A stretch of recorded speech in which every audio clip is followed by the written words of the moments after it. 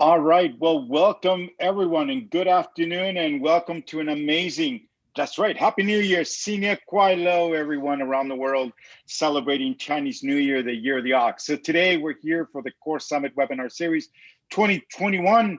And my name is Oscar Joffrey. We have some great panelists here this afternoon to have a really interesting discussion about the three magical letters IRA.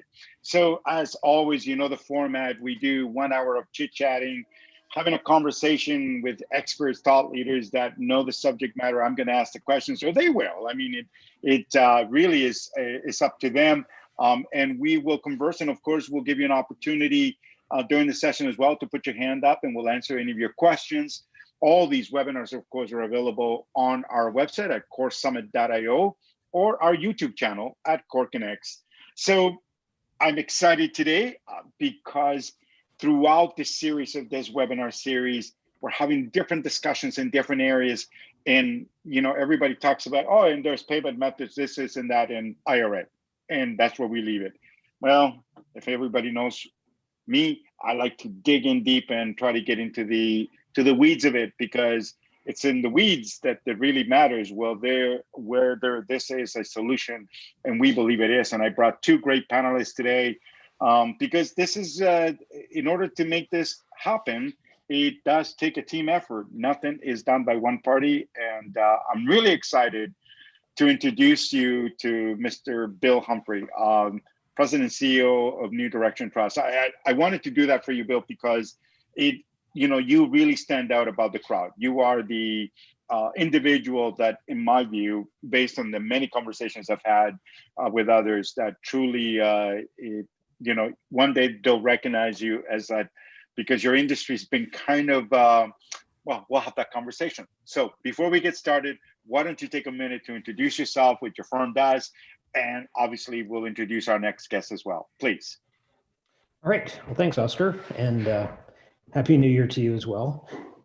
We at New Direction are a custody provider. So what does that mean? Why do you want custody? Well, every IRA has a custodian somewhere in the background. Sometimes they're more visible than others. But with us, what we're after is providing access to as many investment opportunities as you, the investor, want to have access to. So very different from Fidelity and Schwab, because we've opened the doors to things like RegA, investments inside your IRA, that we'll be talking about quite a bit. We started in 2003 because we discovered that, lo and behold, you could have real estate was topic of the day in your IRA, but we had to find a custodian to do it. And we found there weren't many, so we started our own. And now 17 years later, we have almost 3 billion in assets and staff of about 70 people back in our office in Louisville, Colorado. And Oscar, I think that's sort of enough to get started. Well, I thought maybe that was it. Hey, Joel, you got anything to add to that? I don't know. I'm just listening. I'm just listening to Bill. That's it. Following his lead.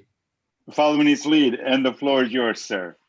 So my name is Joel Steinmetz. I'm the COO of Rialto Trading. We founded the company a little under 5 years ago, and are a broker dealer and an ATS, an alternative trading system, specifically focused on private securities, any kind of private securities, but specifically focused on private securities, Reg A, Reg D, Reg S, Reg CF. And we work with a lot of different companies on both the structure as well as the assets, in order to assure that we can get the widest audience possible to be able to have the widest amount of investments to be made. And we're trying to get alternative assets within the private space under a regulated format in order to benefit everybody. One of the things that, in full disclosure, that excites us about working with places like New Direction is, I just described the idea of getting more users and getting more assets. What New Direction, we think, brings to the table is the ability to get it to have those things done in new ways. not just the standard, well, I'm going to call up my broker and buy, or I'm going to go into a system and sell, but rather be able to use different tools in order to be able to get into the investment universe. And that's what we think is very exciting in a change of the private securities ecosystem. Great introduction by both of you. And so maybe some of you may or may not be aware of how the questions come up. What we've been doing at CoreConnect, I do apologize, I'm not a really good host, I'm just learning. The professional that was hired wasn't available, so that's the reason why I'm filling in the shoes badly sometimes. But the questions that came from the issuers themselves that come to us, and I'm still surprised, but I shouldn't be, because you and I, we were in a previous webinar, and we now know that we have a road ahead of us to educate people properly on secondary market, right? So this is just our road, and we're going to have to do many of these. But the question of the webinar today is, can I use my IRA? And in particular, we said RegA, but in private companies. But the real question I want to start it with is, why would someone even need to even ask that question if it's your own money? What is not so much what's happening in the industry, but what has led people to believe that maybe they can? And obviously that's coming back to you, Bill, at first, because I think I want to have that understanding first before we start moving into the next phase of it. That's a great question. And even after our 17 years of providing access to any investment that you want, people are still stuck in the rut that they got into. And so looking back historically, those of you who are lucky enough to remember 1976, and the ads for IRAs came out, and it was all driven by banks. So there was an ad, I remember, it said, put $2,000 a year in your IRA and you'll retire a millionaire, which sounded great, but the assets were never mentioned. It was just put 2,000 in your IRA like it's some sort of magical account. But once the money's in there, that's great, but you have to buy something.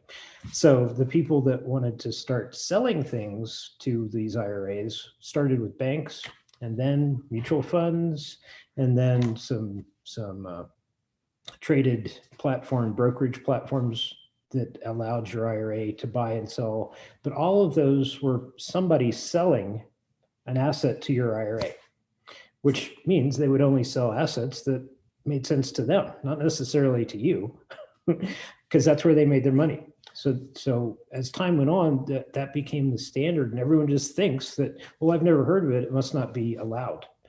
I've heard that before. It must not be allowed, right? But that isn't the case. Right. So the other New Direction co-founder, Catherine Wynn, asked me one day, why can't I invest in this thing that I understand, which for her was real estate? And after 20 years of being a CPA and doing taxes and looking at investments, I didn't know. So I went to find that answer. Where's the rule that says you can't? There is no rule. In fact, the IRS doesn't have a rule either about what your investments can be, because they're not investment advisors. So we started looking around, and so all the custodians that I talked about before, some of the ones that are in the background, are really just doing the bookkeeping for whatever investments are bought. Compare that to New Direction. We're doing the bookkeeping, but we don't have a list of assets that you can buy. We have the IRS's list, which is you can't buy collectibles and you can't buy life insurance. That's it. So with your IRA, you can buy any asset as long as you have an independent custodian like New Direction that's not going to say, no, that's not on our list, you can't buy that. That is, and I just want to, again, as they say, follow the trail. And the trail you said something really interesting, and I hope I wrote it down correctly. So typically people would buy IRAs from registered investment advisors, right? Registered, and in their best interest was what is product that they have where they can, of course, I'm not discrediting that they need to make money on, but was it purely, was the private alternative brought to their attention? Because I'm going to bring this back to you, Yoel, because we're dealing with the companies raising capital, and here's this gateway. Because sometimes it's having a good understanding, because when you're going to fix something, you want to make sure that, how do we re-educate that wheel? Because obviously, if I'm not mistaken, these registered investment advisors still have a lot of those clients that they're advising them where to put that IRA. Am I correct to assume that? Yeah. So it's interesting you say that. Bill and I had a discussion, I guess it was 2 weeks ago now, about a company we're working with, one of the larger asset managers in the world, and is looking to find a way to deliver, in general, to deliver private investments through their RIA world. And I know we're going to get some conflict in the terms, but through their RIA world, how do you get them, those investors, to have a diversified portfolio that includes private securities and potentially assets that they never had before? Now, in that RIA world, one of the key ingredients for those investors is their IRA component. And so matching those two to be able to get the larger universe to be able to invest in these private securities, diversify their portfolio, take control. Oscar, you and I have talked about the idea of empowerment. Empower the investor to be able to take control of their investments. That's what we're hearing. We're hearing people saying, I want to control my IRA. I want to be able to deal with it and invest in things that I couldn't invest in before. All we're trying to do from a secondary market is to be able to allow this kind of investment to be available just like any other investment would be available.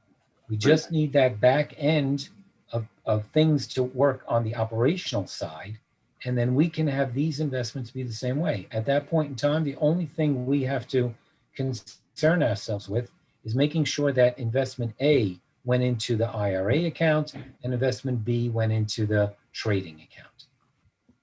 That's how it should be.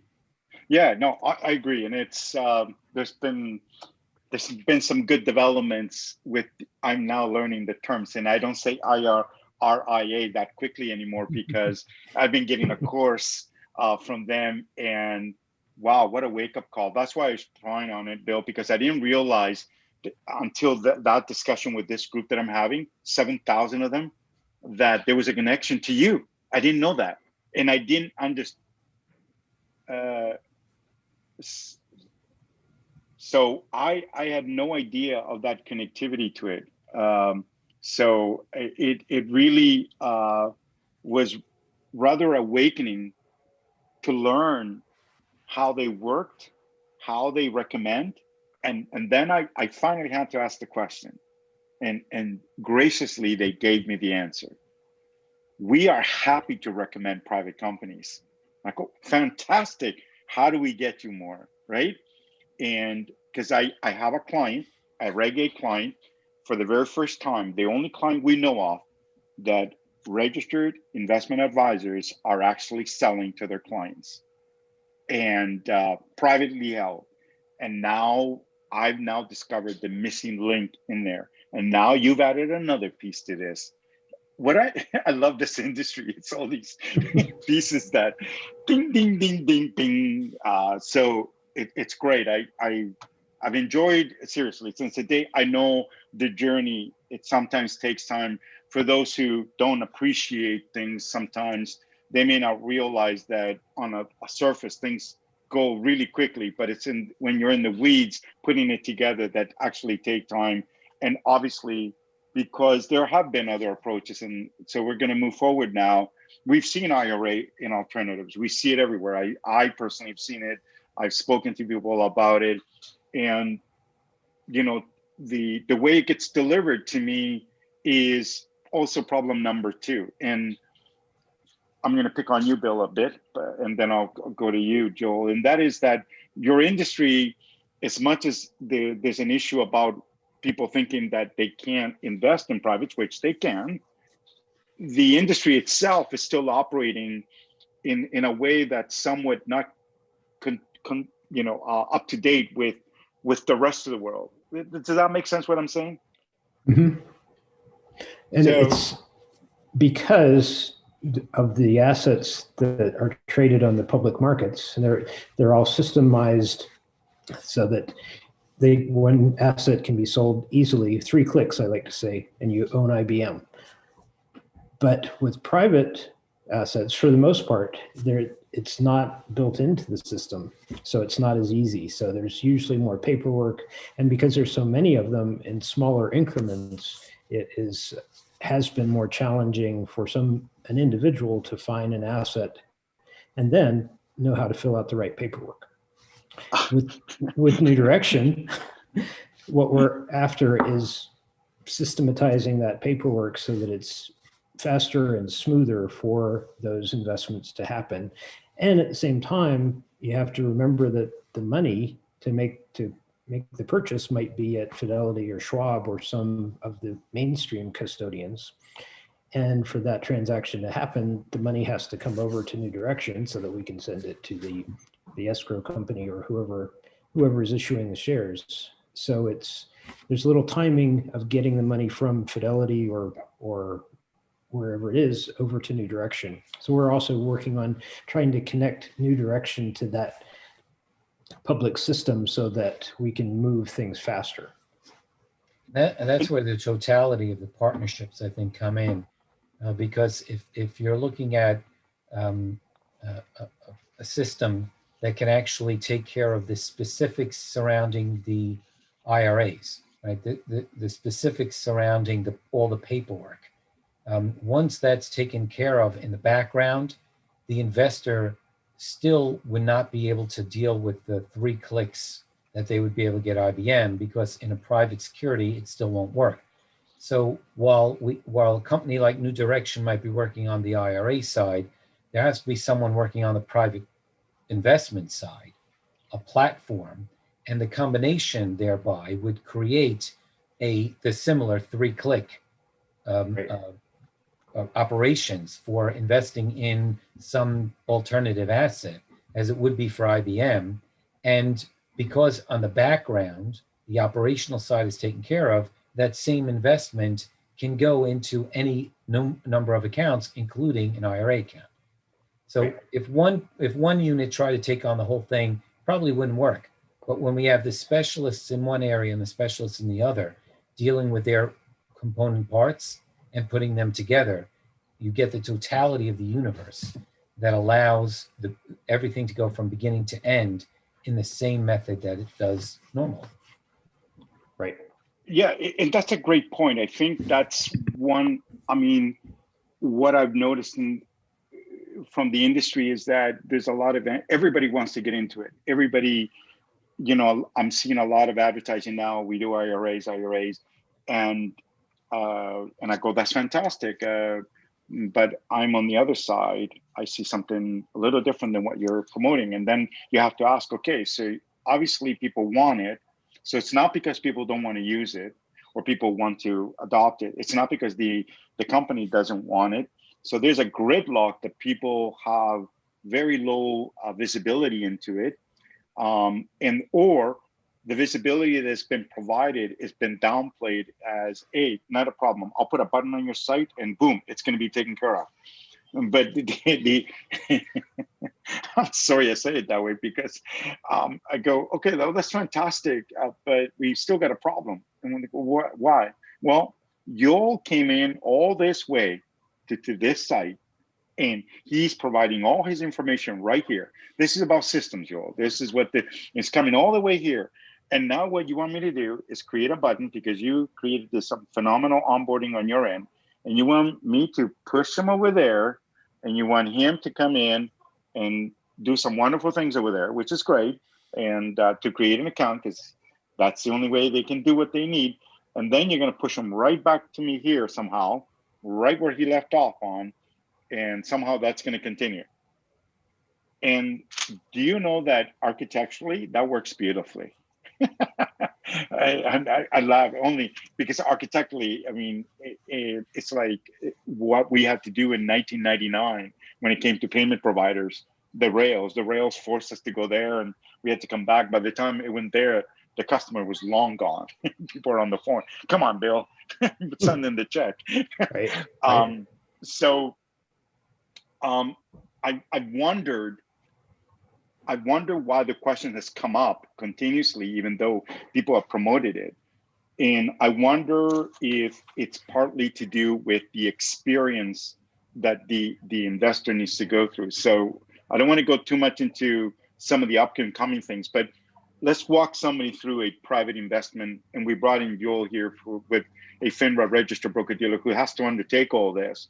And I'll give you the dollar amount investment, and you think about what the practicality of this. Do you know what I mean? So for $100,000 investment, you will do that day in and day out.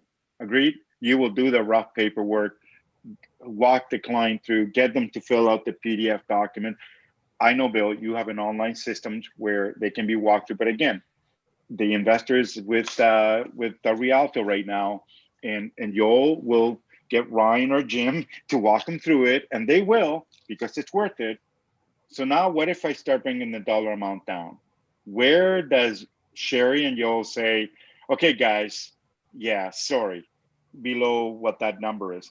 And why this is important is because traditionally what I've seen when people talk about IRAs, real estate, $150,000, $50,000, and all that, people do it day in, day out.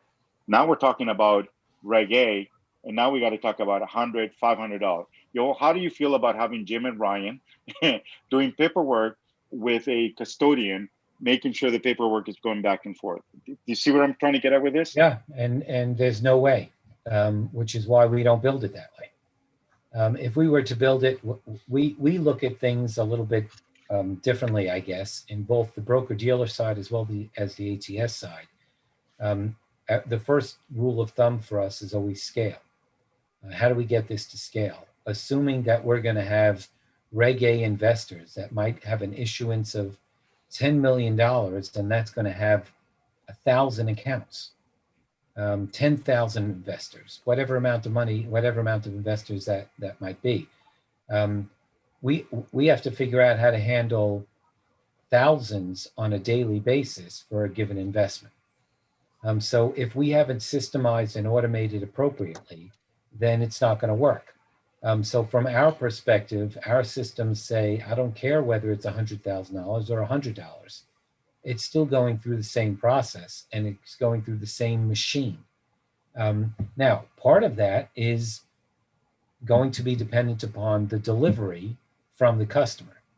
So if the customer is able to deliver the documentation and all the things that are necessary, we can do AML and KYC in no time. And again, it doesn't matter whether you're large or small. We can facilitate that. The same holds true on the ATS when you're trading it. So if you want to put your investment or in a primary issuance or a secondary issuance into something of any size, as long as you as the subscriber have the necessary documentation to get things done, the system will make sure that that can happen very quickly. And we don't need individuals to sit there and say, well, is it worth spending my time on this $100,000 investor, the $1,000 as opposed to the $100,000 investor? And Bill, from your end, I mean, you're the custodian. You're the one that holds it. Obviously, you want as many individual Americans to use IRAs. I'm going to ask you a question you may or may not have the answer for, but I mean, statistically, I believe only 50 million Americans have IRA accounts, correct? Or is it more? I think it's more, but it's also includes 401k plans and company plans, which ultimately end up being rolled into an IRA at retirement. So we look at the whole retirement industry as a package, even though a lot of the money is not in IRAs yet. Okay, so, but that's still less than 50% of the adult population in the United States. Yeah, somewhere around there. Okay. It might be a little higher, but yeah, the only reason, sorry, please. The people that have the bigger chunks of cash are usually coming from a company plan rather than they've contributed their $2,000 or $3,000 or $5,000 a year. Okay. And the only reason I was getting at, so there's two components of the IRA. There's the existing portfolio, right? where we know one of the challenges, no matter what, is that there's no way we'll take Rialto, in order to make this work, you would have to have a system to manage all 60 custodians. That's just not possible. But then there is the transfer, as we call it. That's one. Then there is the brand new IRA. And I've often wondered something, because I've been looking statistically, countries that have retirement plans for their citizens, and the percentage by market. And it is interesting that US, above all the countries like Canada, Australia, New Zealand, even in Europe, it's below the mark, not by 5 or 10. We're talking 30, 40%. And I'm only asking this question from this perspective. Is it not because people don't want it? I believe people do. That's just my personal opinion. Just like when people said that investors don't want to buy private companies, they were wrong. We now know 358,000 Americans truly do want it. Why? Because we made it simple for them. Do you think that may be part of it as well, getting into the just the whole IRA? Because it's a part that I believe is also part of the discussion. Well, I think it's not systematized enough for young people, so that they don't get into the habit of putting money aside. And maybe they can't afford it as well. And then once they can start to afford it, then their company's doing it for them. So they're not they're not contributing extra necessarily. And then once they've accumulated enough, that's when currently I think they start looking for assets. And they've historically come to us to buy bigger things, the $100,000 investment, not the 100 one. But time is changing, and people now can contribute to their IRA. They can contribute to their health savings account. They can contribute through their company. There are different ways, and the companies are making it so that the default is you're contributing rather than it being the other way around. You have to elect to contribute. So it's education and simplicity, and having a smaller dollar amount has been a challenge for us because of all the paperwork involved. So with automation, it's the same thing that Joel finds is you got to ask 10 questions, and you've got to have a human to ask them, and it's got to be easy and fast to get to that $100 or $500 investment level to have it make any sense for anybody in the game. But it's so important to have people start putting money in so that they get into the habit of saving for the future, and then they have something to work with, and then they get to watch it grow and thinking about retirement or their future healthcare in this current environment of worrying about health more so than we used to. But I think it's a combination of making it simple and education to get people to start doing it and keep doing it. And I think the market is potentially going to help, simply because if you look at the statistics now, the statistics are showing a remarkable decrease in the amount of stock ownership, for example, that young people hold versus what they did 10, 20, 30 years ago. And I think there are a lot of young investors that are looking at a couple of things. It's not that they don't want to necessarily own something. They just want to choose what they own. They don't want to say, well, okay, so I get Microsoft and I get IBM and I get Intel and I'm done. They want to say, well, I want to get into something a little bit different. I mean, maybe it's not traded on the New York Stock Exchange. And the second thing is that that young generation that Bill's referring to is a generation that is in one sense very happy to do it themselves. They feel empowered, and we're used to the IRA world, just as you're saying, being told to us the company's going to put in your money for you. Even people that put in money in their 401ks, it's what's the matching that my company's giving. there's always someone else that's sort of doing it for us. And I think the younger generation, although will look to that, is also looking and saying, I want to do certain things myself. Yeah. And that will, I think, help. It'll make the education still a huge education process, but the education will be potentially easier because we might be talking to the right audience, right? To people who get it and who want this kind of solution for, like Bill is saying, how do I do this for much smaller amounts? Yeah, I have to tell you that it's great that we're having openly this discussion. And I'm not here to advocate for saving or any, but I have an 18-year-old son, and he's already started his RSP, which is the equivalent of IRA, and he did it on his own. I mean, you're right. And he goes, Dad, I'm only putting $25 a month. But you know what? It's amazing, 18, 17, starting that plan. But they made it simple. I mean, it wasn't a difficult undertaking. It was click, click, click, and he did it on his mobile device. Which was pretty cool. And I believe this is what I was leaning to with all this, is that it's only a certain percentage of Americans have it. There's a lot of dollars out there sitting. And obviously opening accounts is just as challenging as doing the transfers. That's my advocacy has always been about always working with what's in there, because people go, that's a huge part. Yes, it is. But Bill and everybody else will know that moving it from Fidelity to Bill does have its challenges. But at the same time, opening new accounts and being the first one in, and with a new way using technology and all that, you're a front runner on it. So, but I want to move now into the discussion of where it all started with, can I use my IRA into privates? And there's a term that I want to make sure I get it correctly, if it's misused by us or the industry.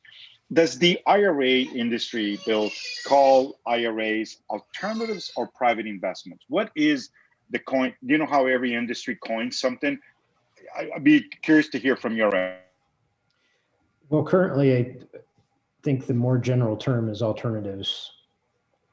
And I'm not sure that's the right term, because it is an alternative to public, but it is not an alternative in the scary sense of the term. So we always like to talk about more broadly diversified assets. So rather than, we have a slide that shows a little wedge of the public assets, but then it shows a huge rest of the wedge of all the other assets that are available. So looking at it, you wouldn't think that the big pool is the alternative compared to the tiny pool. That's interesting. And Joel, I'm going to come to you. You're from a broker dealer. Are privates called my little baby celebrating Chinese New Year's already, and enjoying the dumplings. Sorry, Joel. From a broker dealer, are you also referring to privates as alternatives, or is this just to the IRA space only? So the private markets, I still think are still referred to as private securities. What's interesting is alternatives are something slightly different, but now there's a new term that's come out, which is alternative alternatives, which is taking things like cars or art or collectibles contract. That's really more alt to alt, right? They're alternative alternatives. And those are now becoming somewhat popular as well, and people trying to get the nomenclature down to understand it. But the key component, and I think this is what Bill was referring to, is the private markets is multiples the size of the public markets. It's just multiples. And that's not including most of the alternatives, right? Most of the assets that are out there that are real assets have not been securitized and turned into something that are investable or tradable assets, like art, like entertainers. Those things are assets. Brands are assets. And so that market, which is already dwarfs the public market, is only just beginning. because there are so many more assets that can come into the private marketplace to make it all the more. And it's interesting you say that, because one of the things you said, Bill, and I wrote it down, you can invest in any private except for collectibles. But I'm gonna throw it back. Joel, I know you and I are seeing something very interesting. We're seeing people raising money for collectibles. So there are companies who are doing watches, I believe shoes. I have another one doing music.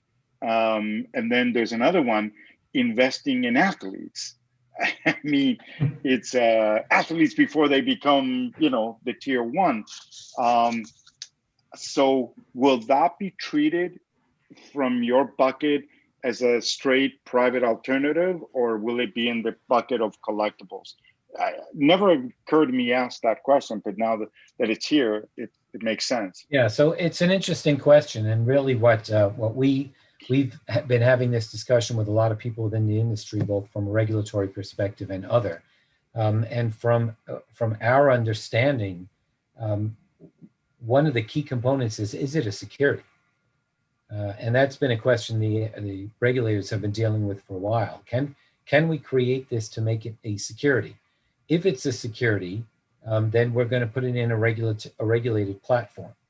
And once it's on a regulated platform, then you can start determining what it falls into. Does it fall into the real estate industry? Does it fall into the renewable energy industry? Or does it fall into the collectibles?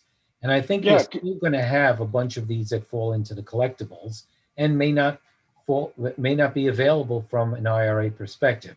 But there will be others that are going to be categorized as securities in something other than just a collectible, something a long-term holding or what have you. And those are questions that have to go through a process before they get to their conclusion as to how we categorize them.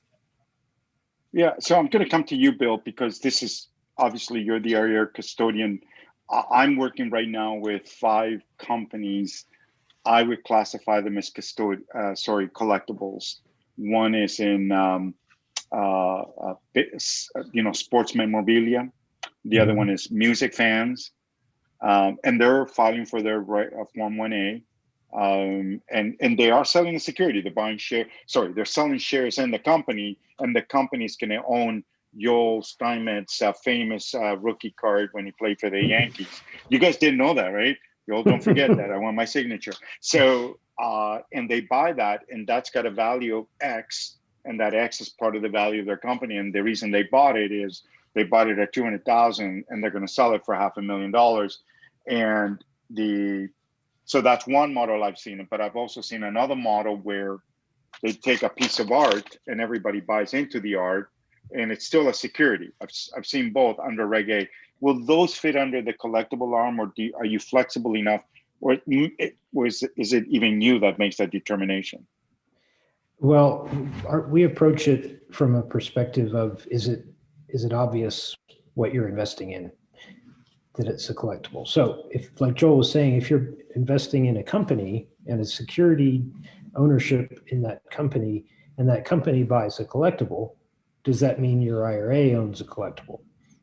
And it may or may not, depending on the details of what the company is, how it's set up, and what it's actually doing, versus there's some rules about 25% or more of the investors being IRAs or qualified plans. If it's more than 25%, then your ownership in that entity owns its assets.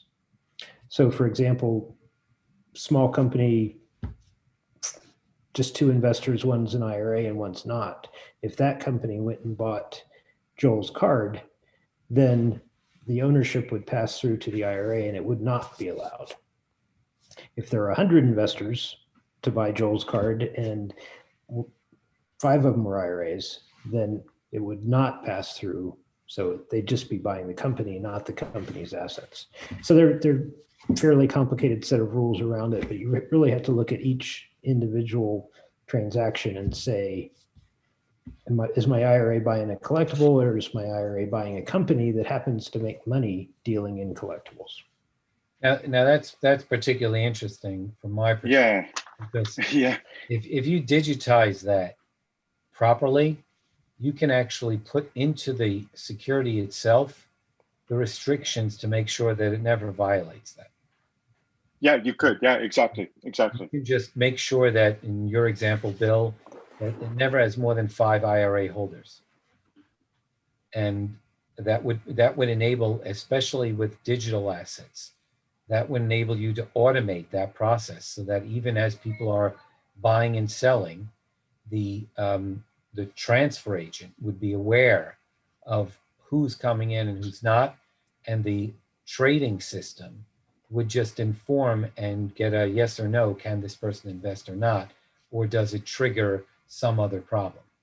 Right. So I know we're going a little off topic, but it's sort of No, it's into the digitized world and the advantages that you can get in the digitized world when, again, combining a private placement platform for investing and trading along with an IRA custodian that can interpret these rules properly. Right. well, Right. for me today, I learned something new. So I think it's important. This is great because I need to put the brakes on some people right now, and so can we walk through that little process a little bit, because I get the straight vanilla equity, I get that part. Collectibles, the reason I'm bringing this up right now is because we're going to see a lot of it, more than we've ever seen before. I don't know about you, Joe, but you know that, right? We're seeing the filings. You can see it daily. Somebody's coming in, and just because one person is doing one art, the other one's doing another art. And same thing with collectibles and sports and all that. So what do you think is going to be what is the undertaking from a broker dealer? I mean, for their perspective, is this company hired a lawyer to create a company, a full legal structure. They're going to issue securities to the investors. Obviously, you being the IRA custodian, before the investors can put in their money into that, can you just walk us through a little bit of what you all will need to do as the broker dealer of record in this case? Because obviously the BD is doing the compliance, needs to ensure that only these options can be available, and we love to include that. So love to hear your comments on that. How long do we have? Holy mackerel, you mean no, come on. I thought it'd be a short form this time. So the big picture is the company is issuing shares to raise money to buy art. Why are they buying the art? Are they going to hang it on the wall in their houses, or are they going to try and hold it for appreciation and resell it just like a regular business? So the IRS rules about collectibles are so that you can't buy something that has unique value only to you, and it'll never sell for anything higher than what you paid for it. So they don't want you buying those things that are going to hang around your house.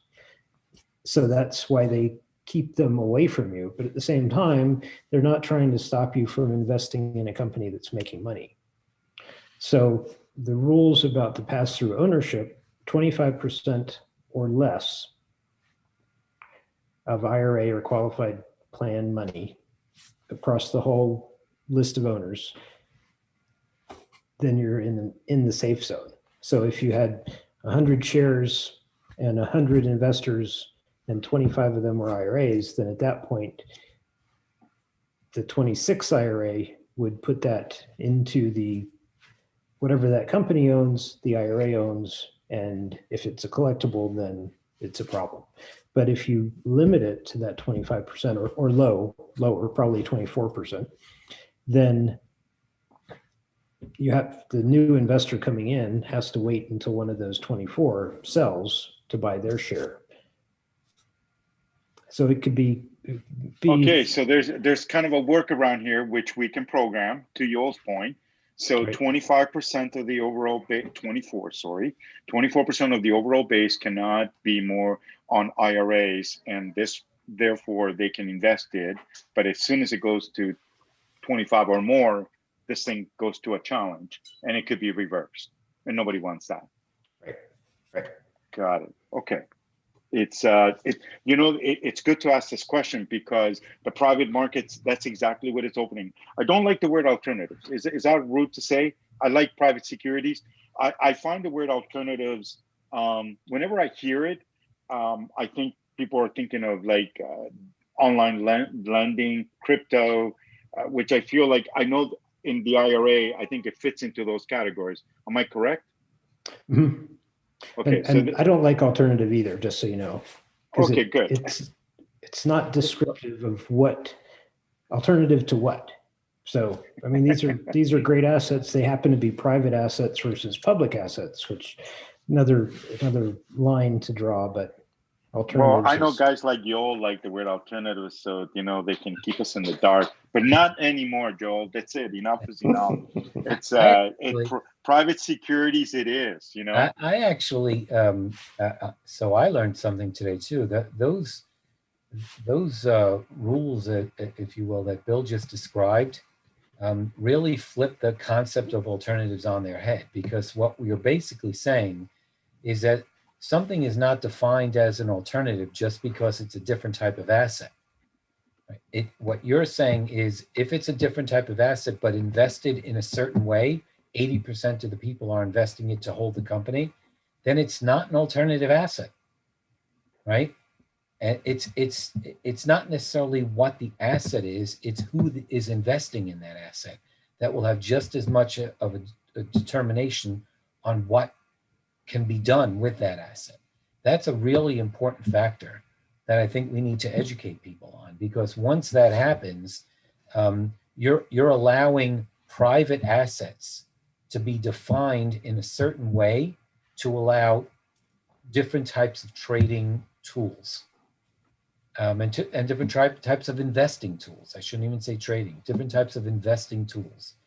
And to define something as an alternative, when if the investment is done in a certain way, it's actually traditional rather than alternative.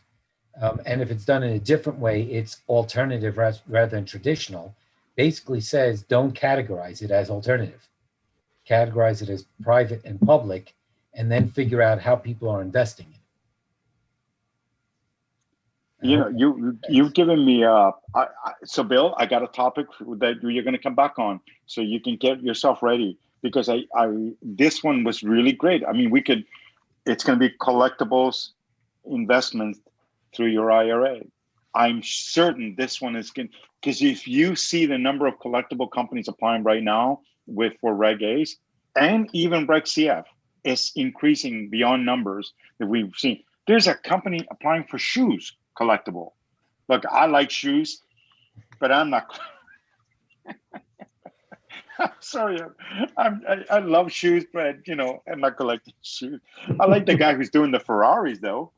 There's a guy that's actually raising money to collect Ferraris, and he's already bought two. And there's another one that came to us to do guitars, and one of them is so. I'm not laughing at entrepreneurship, and if I did, I do sincerely apologize. That was not my intent. But what I'm saying is that this is the new reality. The regulations are saying yes, you can.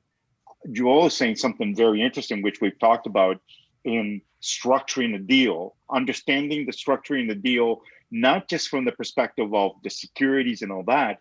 We also need to think about how the money can come into it and where that money's coming from and how it could affect the individual that's putting the money in, right? Because that is something look, that's why I love these webinars. You start having a discussion, like I had one with you all this morning, and another topic came out of it, because the prevention we're trying to do is all of us, you, Bill, Joel, myself, and the 190 plus others that we're all together, is to keep educating the market, to make it available to them so they can sit down the same way with you for over an hour. This way they get the high level points of it and then go back and say, okay, this is the instrument I'm going to need to use. This is what I want to do. But at least they've gone through the framework that this is allowable. The key element that my takeaways from today is, number one, IRAs have always allowed an individual to invest in private companies, coined alternatives. And so that's never been a problem. We now know the roadblock, just like when the Jobs Act was being created. Many people thought that the roadblock was people like Joel. And you weren't there, Joel, but a lot of people were saying it was the intermediaries. They were the problem why I couldn't get to the retail investor. And the irony is, every funding portal is an intermediary, and there is a broker dealer. So it wasn't that we didn't need them; we just needed a different way to do it.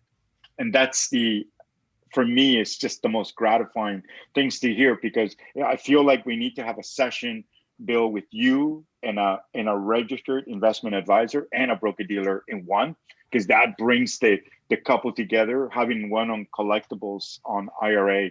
So I'm very thankful to that. So, but I want to give a few minutes to each of you. Bill, obviously you are on the front lines. Your firm is probably more active than most. I see that your team is trying to be progressive, using technology, partnering with different companies and all that, which is great. You obviously see a different path.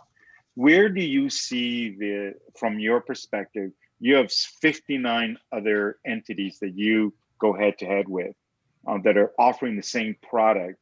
The differentiator really has to be on top of mind all the time. But where do you see your industry? Is it going to grow because of this, the private securities market for you, or is it going to be just it's a niche element? Well, certainly 17 years ago, it was a tiny niche, but as more and more people have become aware that it's growing, so the wedge that goes into the alternative space used to be pretty tiny, but it is continually growing, and I think it'll grow even more. So I think we're just getting started into being more mainstream, that everybody knows that you can buy these private equity. It's just how. So our mission is to make it easy and to be able to educate people when they say, well, why didn't anybody ever tell me this? Because I would have been doing this since I started. Because all these investment opportunities that come along, people say, oh, I wish I could do that, but gosh darn it, I don't have any money in my pocket. Their Uncle Ira, as I like to call him, has money, and he can go and make that investment, and the return that'll come back goes to him, but it's still your money for your retirement. So I think we're just getting started. That's an interesting point. You know, I'm going to refer to my son. I asked him why, because he knows I'm in the capital markets. He didn't come to me. Dad, I'm thinking of 5-10 years. There's one thing I keep hearing you all the time: plan. And I did that, and the opportunity, and they made it easy. You know that I've not forgotten that part. I'm not here to critique IRA, your system. Believe me, the Canadian RSP, you think you got enough PDFs. There's so many PDFs in that side of the fence that they don't even have it online. So when I heard that he went click, I was just, so it takes real leadership, I think, for your industry, not to just say, we want to make it easy to allow the entrants to make the investments easy. But I think you went one step further. You reached out to find partnerships like companies like Rialto and myself, full disclosure to everyone, to really not just have a partnership, but to fundamentally change. It's a painful road. You know that. We look at what we've gone through, finding all the right pieces to make it work the way it's supposed to. But when it comes there together, it's just phenomenal. And I believe that we're not alone anymore, right? I was alone when I first got started. I needed to find you, and I did. It took a long time to find a Rialto. That was a long time. And we recently found that other party that we were looking for a long time that fills in that gap. And it's gratifying. So I personally see IRA, I'm going to fill that in a little bit before I go to you, Joel, is that I see it as a game changer. I truly do. I see it from two different ways. Number one, I love nothing better than asking investors today who have invested why you don't use your IRA. And what caught me off guard was a lot of them don't have one. So that was one. The other ones that do, unless it's a certain amount, it's not worth it.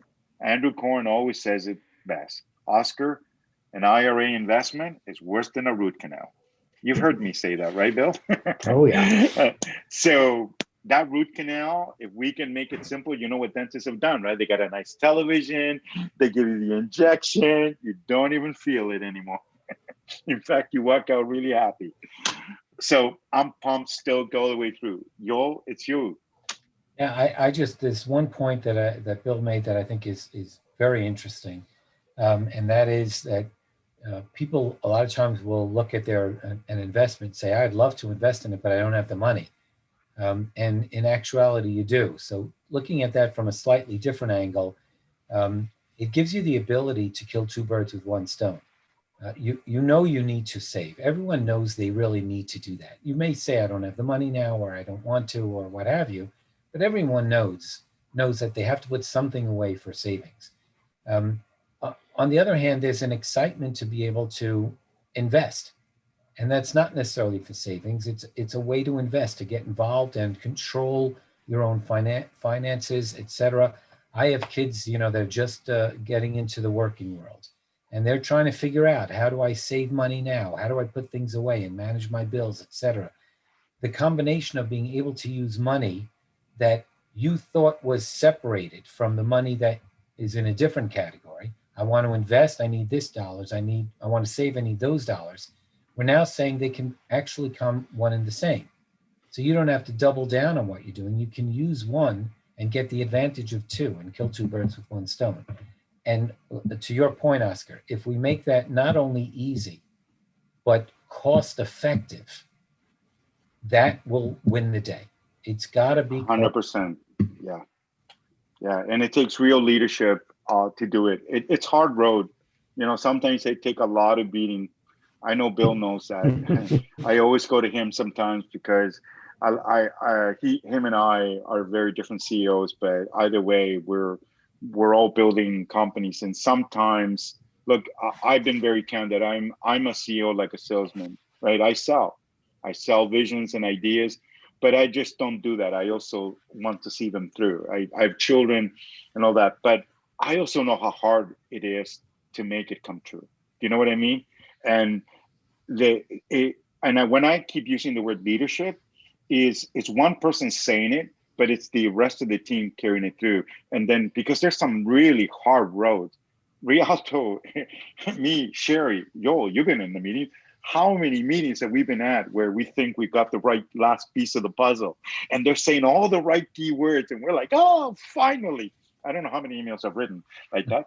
And because I get excited. I'm like a kid in a toy store, or candy store. But I get excited because I truly know it's there. But just like I had to go through in the IRA, it took us a while. But I don't regret the ride. I don't, because I've learned so much through each of those providers that said yes along the way, and why they didn't join. It wasn't because of anything more than it wasn't bought in, or they didn't have everything that they wanted to, but they weren't ready, or they wanted to, but they didn't have anything. They wanted to, but then another side of their business took over it. And sometimes you just got to keep moving the pieces, or we finally found one, right? And the pleasure gets only better but a lot of people from the outside get frustrated because how hard can it be for you, Bill? Seriously, to get it so simple. So I can go to Joel and just click a button and make the investment. And you're like, oh yeah, I'm sure you take a beating every day on that one. Yep. No, and you know what, I applaud all of us in both, most of you. I speak very highly of you, because even when I do hear a conversation from other IRA custodians, I applaud their business. But I indicate the reason why we are here, and where it's going to, because it takes a different way of viewing things. COVID-19, hopefully for the both of you, and I know it has for us, made us review things differently, and the investors looking at things differently. That's the other thing. Back to Joel's point, we're empowering them. Joel and I have been on these few webinars. It's the fluidness of everything we're doing. It's empowerment from the beginning, and you're part of that IRA. It's right here on the investment side, but it's an end there. There's also the secondary side. Everybody just keep thinking it ends here. There's still more, right? And that fluidness needs to come like this full circle. So without any, and there's going to be bumps, and we're working it through. So I do want to thank you both, your patience, understanding, foremost. If I haven't said it privately, I'm saying it to you publicly, because I hope you all appreciate, I think you do, that what it takes to try to transform something for the greater good of everyone. It's easy to put a sticker on something and say it's there. And we've never have. The three of us, we've been really strong to that. And I believe what lies ahead is going to be just phenomenal. So I want to thank you both for a wonderful afternoon. I'm bringing you back because we're going to have that discussion. For everyone else, thank you. The KoreSummit webinar series is available to you at KoreSummit.io. You can watch the videos on YouTube channel. Spread it out. Let's share it. And obviously the speakers, Bill Humphrey at New Direction, Joel Steinmetz from Rialto. We have their contact details at the website. You can contact them directly. Ask them any questions you like. They're there to help you in your journey for your company, whatever stage you are in, startup, growth, high net worth, whatever. They are there. Thank you both, Bill, Joel. I hope to see you both soon. Sine qua lo. Happy New